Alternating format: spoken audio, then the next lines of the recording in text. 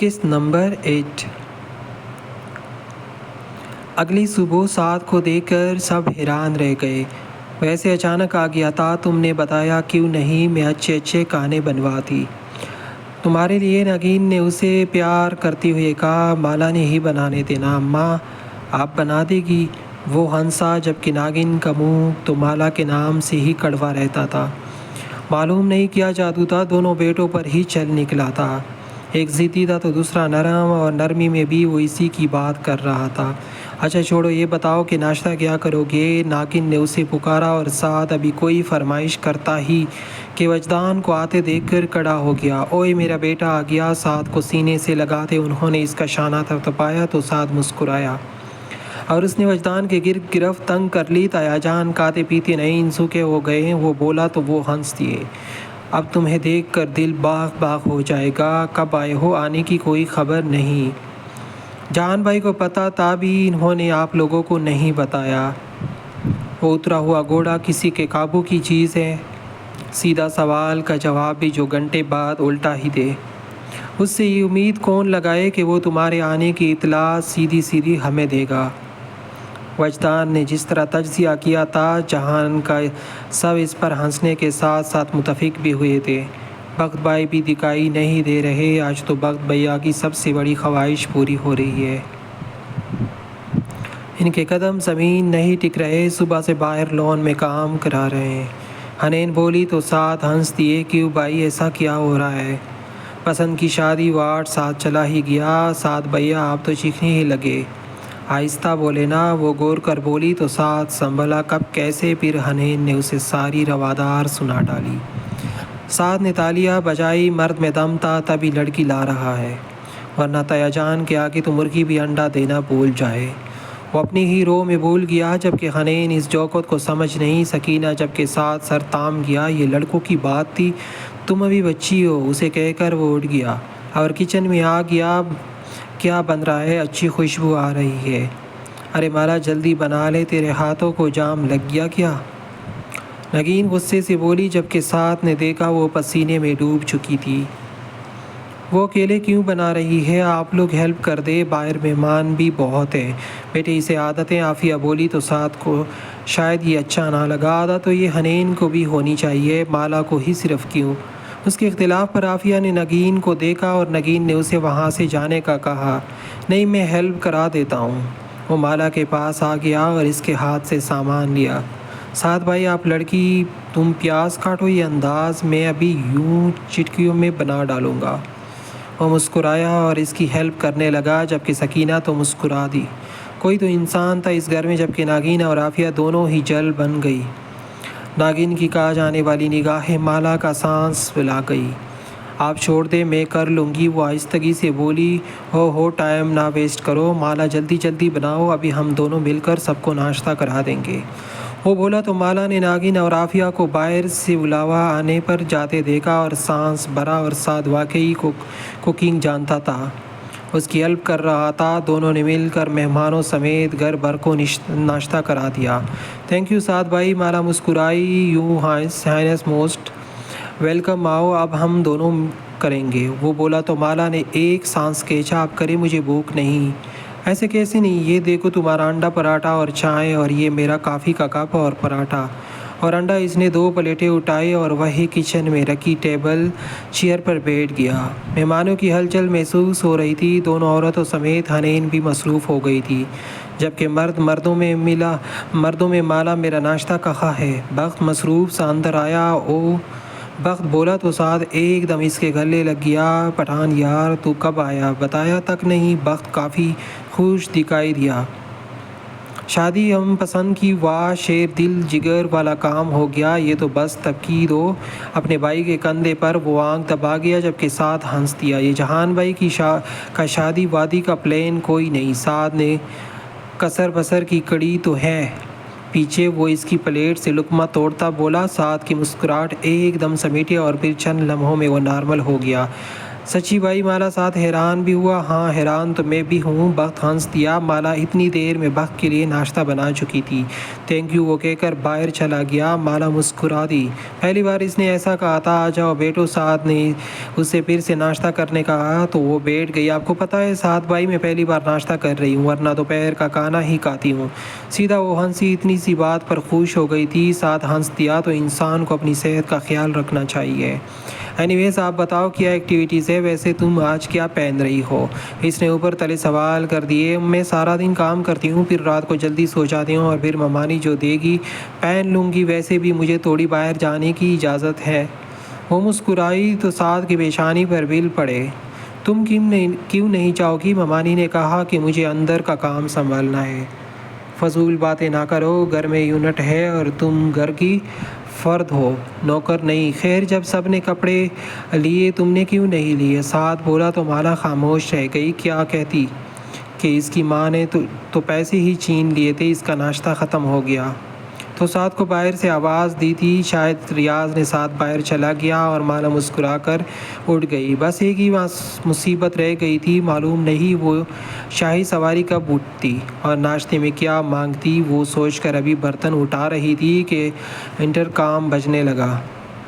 سکینہ نے کال اٹھائی۔ مالا سے کہو کافی دے چاہیے، مجھے سر درد کر رہا ہے۔ نیند میں ڈوبی آواز بھری اور مالا کو لگا وہ تک گئی ہو۔ بس اس کے کام کے لیے وہ تک جاتی تھی۔ سکینہ نے مالا کو بیچارگی سے دیکھا اور مالا نہ چاہتے ہوئے بھی کافی بنا کر گرم گرم کافی اور ڈسپلن لے کر اس کے کمرے کی سمیت چل پڑی۔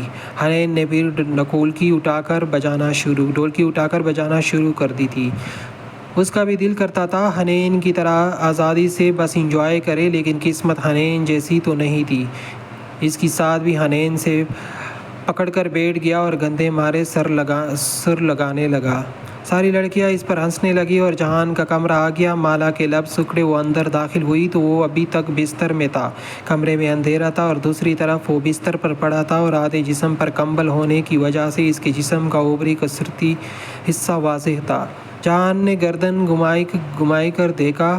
مالا تو بکلا ہی گئی تو وہ کیا اس کی کمر پر تجزیہ کر رہی تھی۔ بلا وجہ وہ جلدی سے نکلنے لگی۔ روکو باری آواز گونجی، وہ رک گئی۔ لائٹ کھولو۔ اٹھ کر بیٹھا اور کافی اٹھا لی۔ مالا نے آگے بڑھ کر لائٹ کھول دی۔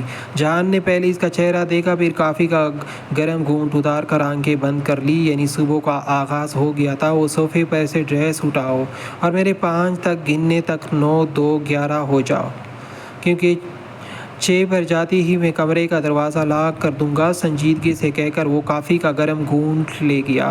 مالا نے صوفے پر وہی لباس دیکھا جو اس نے اس دکان پر دیکھا تھا اور سیلز گرل نے اس کی انسلٹ کر دی تھی۔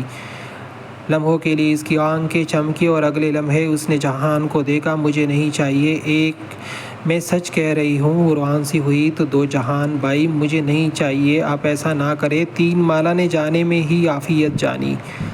4 اس کے قدم پھر رکے۔ جہان نے کپ رکھ دیا۔ 5 جیسی ہی 5 بولا وہ لحاف اتارتا کھڑا ہوا اور مالا ایک دم وہ ڈریس اٹھا کر وہاں سے بھاگ اٹھی۔ شش میں 6 کے قریب تھا۔ اس نے جیسی موقع نکلنے پر افسوس کیا اور کمرے کا لاک لگا دیا۔ مہندی کا فنکشن تھا، چاروں طرف میں بہاریں سی اتر آئی تھی۔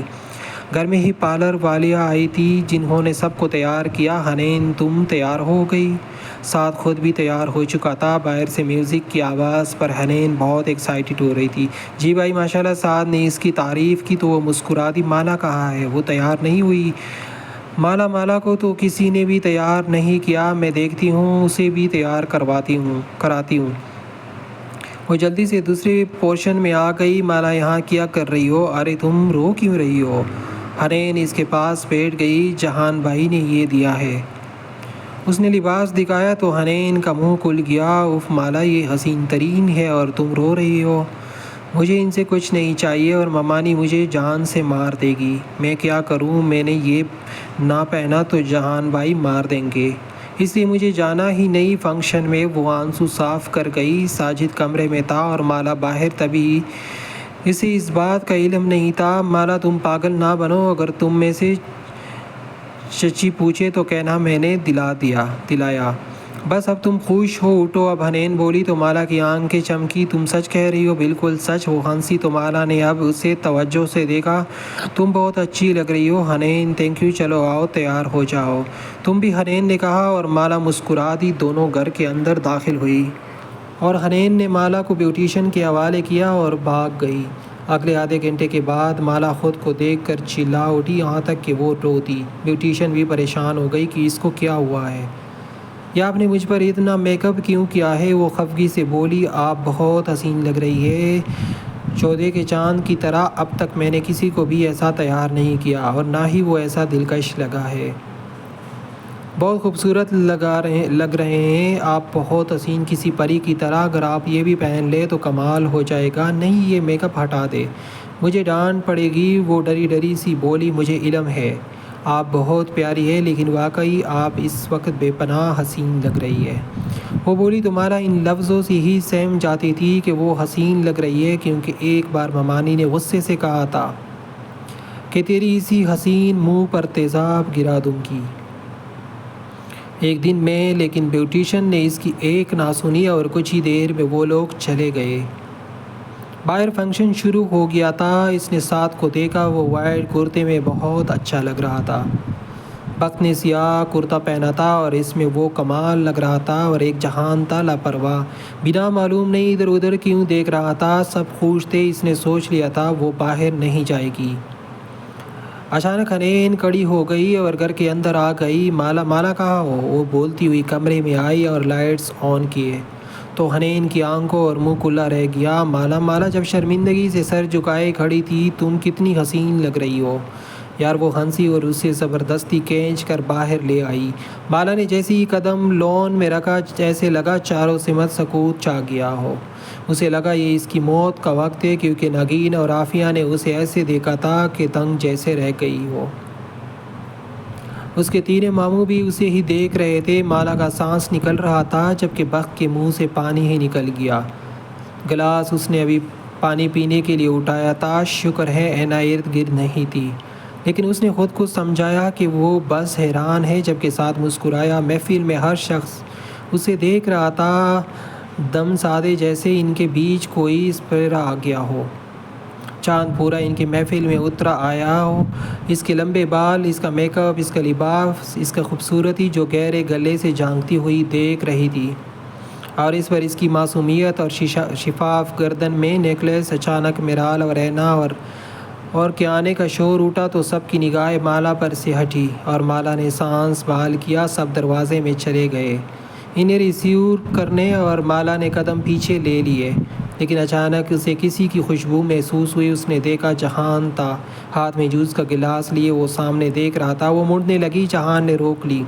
ضروری بھی نہیں تھا کہ اتنی خوبصورت لگتی چلی جاؤ، منہ دھو کر آؤ، شادی نہیں ہو رہی تمہاری مجھ سے جو ایسے سچ گئے میرے اندرونی معاملات میں عدم مچانے آ گئی ہو۔ میں جا رہی ہوں، وہ گھبرائی ہوئی سی بولی۔ ارے مالا، تم کہاں جا رہی ہو؟ سعد نے اس کا ہاتھ تھام لیا۔ جہان ذرا فاصلے پر ہو گیا تھا۔ جہان نے ان دونوں کو دیکھا اور خاموش نظر مالا پر ڈالی۔ سعد بھائی، میں منہ دوں؟ اف، تم قیامت لگ رہی ہو محفل کی جان۔ چلو، کیوں دھونا ہے، آ جاؤ۔ اسے کھینچ کر لے گیا۔ جہان نے بقیہ جوش اندر اتارا اور آگے بڑھ گیا۔ جہان، میرال اور اینا کا استقبال ہو رہا تھا، اور ایسا خوب استقبال تھا کہ سب کے چہرے کھل اٹھے۔ میرال اندر آ گئی تھی، جبکہ اینا آنے لگی کہ بخت اس کے ساتھ جم کر کھڑا ہو گیا۔ اس کے شانے پر ہاتھ پھیلایا تو سعد اور اس کے دوستوں نے ہوٹنگ شروع کر دی، اور جیسی وہ اندر آئے، بالکل ویسی ہی پھولوں کی برسات نے اینا کو جیسے خوش قسمت ثابت کر دیا۔ ان پر پھول گرے اور دونوں اندر آ گئے۔ اینا کچھ جھجک سی رہی تھی، جبکہ بخت اسے اندر لے آیا۔ وہ لوگ سٹیج پر بیٹھ گئے۔ ایک طرف میرال کے ساتھ سنجیدہ بیٹا سارم تھا، دوسری طرف بخت جو اینا پر سے کئی نوٹ وار چکا تھا۔ اینا مسکرا اٹھی اور بخت نے اپنی سیاہ آنکھوں سے اسے دیکھا، جیسے یقین دلایا ہو کہ اس کی محبت کتنی سچی ہے۔ میرال البتہ بے چینی کا شکار تھی۔ اس نے چاروں سمت دیکھا۔ اسے کافی دور جہان دکھائی دیا تھا جو سگریٹ سلگا، تیزی سے سگریٹ کا کش اندر کھینچ گیا۔ پھر اس نے ایک نگاہ مڑ کر دیکھا کوئی اس کی جانب متوجہ نہیں تھا، شاید اس نے تمنا ہو رہی تھی۔ اس نے 2 اور بھرے اور تیسرا لینے ہی لگا تھا کہ اسے ریاض صاحب نے آواز دی اور وہ سگریٹ وہیں پھینک کر جوتے تلے مسل گیا۔ میرال کی آنکھوں میں مکمل اتر گیا تھا، وہ اسے ہی دیکھ رہی تھی۔ جوس کا گلاس پھر سے لے کر وہ ان لوگوں کے سامنے آ گیا۔ میرال سے ایک نگاہ ملی اور جہان نے نگاہ بدل دی۔ میرال کا سارا دھیان جہان پر تھا۔ سارم اس سے 2 بار بولا بھی مگر میرال کی توجہ ہی نہ ہٹتی۔ دوسری طرف مالا بخت اور اینا کو دیکھ کر مسکرا رہی تھی۔ سب رسم کر رہے تھے، مالا کا بھی دل کیا اور رسم کرنے کو جیسے ہی آگے بڑھے نگین نے اسے پکڑ کر کھینچ لیا۔ پیچھے وہ گرتے گرتے بچی۔ یہ کیا تماشا ہے؟ نکل یہاں سے، تجھے روکا تھا نا میں نے، روکا تھا۔ نگین نے اس کی کلائی زور سے دبا دی۔ ممانی مالا نے اپنا ہاتھ چھیڑنا چاہا جبکہ انہوں نے اسے گھر کے اندر دھکیلا۔ اب اگر باہر آئی مالا تو تیرا منہ توڑ دوں گی، اور یہ لباس اور یہ میک اپ، یہ سب تو تجھ سے بعد میں پوچھوں گی، وہ دان پیستی بولی، اور مالا بھیگی پلکوں سے سب کو دیکھ کر اندر چلی گئی۔ اس نے سب سے پہلے یہ لباس اتارا تھا جو اس کی حیثیت سے بہت اونچا تھا، اور منہ دھو کر اس نے اپنے بالوں کو باندھا اور سادہ چہرے سے واپس آئی تو جہان سے ٹکرا گئی۔ جہان کو دیکھ کر وہ جانے لگی تھی کیونکہ ہمیشہ اس کی تکلیف کی وجہ وہی ہوتا تھا۔ جبکہ جہان نے اس کی کلائی پکڑ لی۔ مجھے اندازہ نہیں تھا سنور کر تم ایمان خراب کر دو گی، لوگوں کا وہ گہرے لہجے میں بولا۔ مجھے کام ہے، آ جاؤ کرو کام، ویسے ماں ٹھیک کرتی ہے تمہارے ساتھ، تم ایسی ہی ٹھیک ہو، میں تمہیں سنوار کا اپنے دل کے ساتھ برا نہیں کر سکتا۔ یہ بات کی باتیں وہ اس کی کلائی چھوڑ گیا۔ جبکہ مالا باہر آ گئی، سب کو اس کو دیکھ کر کچھ سکون سا ملا تھا کیونکہ اس کا حلیہ بالکل پہلے کی طرح ہو گیا تھا۔ تم نے کیوں کپڑے بدلے؟ ساتھ کو اچھا نہیں لگا تھا، وہ بس کام کرنا تھا، وہ کہہ کر ادھر ادھر ہو گئی۔ جبکہ جہان کو وہ اس سے بچتی ہوئی مزہ دے رہی تھی۔ پوری محفل میں شادی بیاہ کے گانے چل رہے تھے۔ جہان نے مائک ہاتھ میں لیا اور ہلکا سا گنگار کر سب کو اپنی جانب متوجہ کیا۔ بخت صاحب ذرا اپنی سیٹ سے نشست اٹھائیے، ابھی سے بھابھی کے پہلو میں چیخ کر رہ گئے ہو۔ اس نے بخت کو ترچھی نظروں سے دیکھا اور بخت ہنستا ہوا کھڑا ہو گیا جبکہ ساتھ بھی اسٹیج پر چڑھ گیا کیونکہ شغل میلے کا موڈ لگ رہا تھا۔ جان نے بازو کہنیوں تک فولڈ کیے اور بخت، سعد اور جان تینوں نے بیچ محفل میں منگڑا ڈالا تو زعفران سا پھیل گیا۔ ہر چہرہ مسکرا رہا تھا۔ ان کے دوست بھی ساتھ شامل ہو گئے تھے۔ ارے کب تک جوانی چھپائے گی؟ رانی جہان کو بالآخر اپنی آواز کے جوہر دکھانے کا موقع مل ہی گیا۔ گنواروں کو کتنا ستاؤ گی؟ رانی بخت نے اینا کو دیکھتے کہا۔ کبھی تو کسی کی دلہنیا بنو گی، ساتھ ہنستے ہوئے گنگنایا، اور جہان مالا کے سامنے جا کھڑا ہوا۔ مجھ سے شادی کرو گی؟